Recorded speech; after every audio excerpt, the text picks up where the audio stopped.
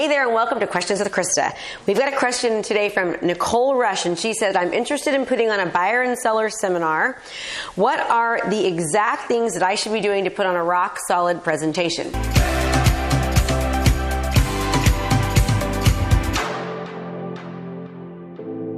Okay, great question, Denise. Number one is don't be boring, right? We want to be as exciting as you can and make sure you give people really, really relevant information. When I do a buyer and seller seminar, what I like to do is I like to have the buyers first, and then I do a seller seminar right afterwards. And I have about a 15-minute overlap. The reason I do this is because I want the sellers to see that I actually have buyers, and then I'm educating the buyers about the buying process. And then when I do my seller presentation, I let them know how important it is that we have educated buyers, so the buyers know what to expect, what a down payment is, what closing costs are, what contingencies are, how long they should expect the closing to be, what they should expect to happen, what they should or shouldn't ask for during inspections. I let the seller know how important it is that the buyer knows this, and I let the buyer know how important it is that they know this, so that they have a qualified buyer, and the buyer is very, very knowledgeable and educated, if that makes sense. So you want to also talk about what makes you different. How are you different? Without bragging or saying, I'm the best realtor ever, what we want to do is we want to be able to showcase in our teaching style what it is that we do that is different than everyone else. So when I have a seller presentation, I say the 5 biggest mistakes that sellers make.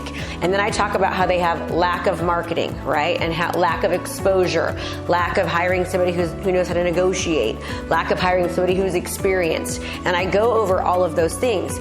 Basically what I do on my seller presentations, my seller seminar, is I do a little mini listing presentation. So I'm talking to them about what they should and shouldn't do, what they should expect, and how to make the most money as a seller. But I'm also incorporating my marketing strategies into it and giving examples of what we do that makes us different.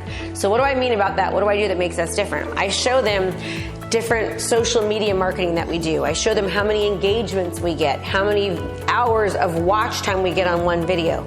I show them how many impressions that we get, how many likes, comments, and shares. And there's been over 100,000 views before on our home tours.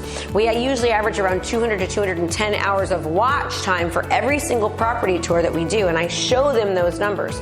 Then I compare, showing them stats on YouTube and stats on other areas where properties are being presented. I show them the number of views from other typical agents, and then I show them the number of views that I get and how much different it is.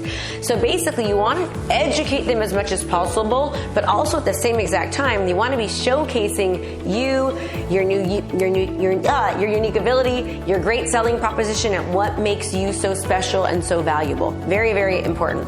With the buyers, you want to make sure that you have someone there that talks about credit and how to improve credit. You want to talk about different down payment assistance programs that are there.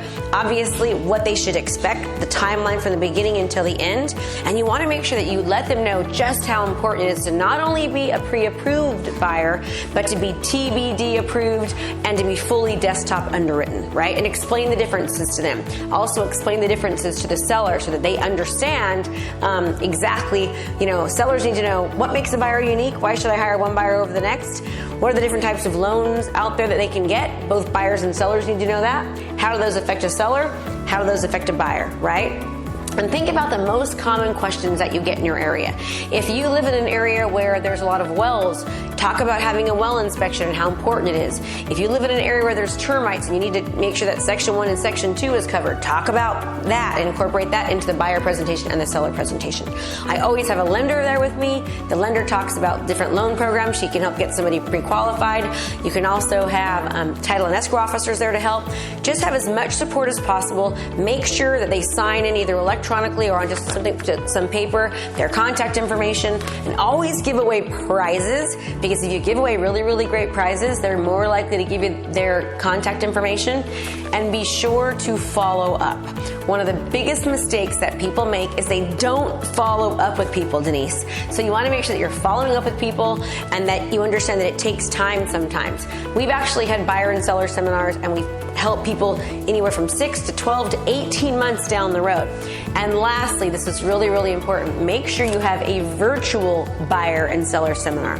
What we do is we run ad campaigns on social media, and we'll look for seller leads or buyer leads. And then depending on what they're watching, if we have somebody that's watching a lot of seller type videos, we'll bring them to a virtual seller seminar where they actually watch a seminar online.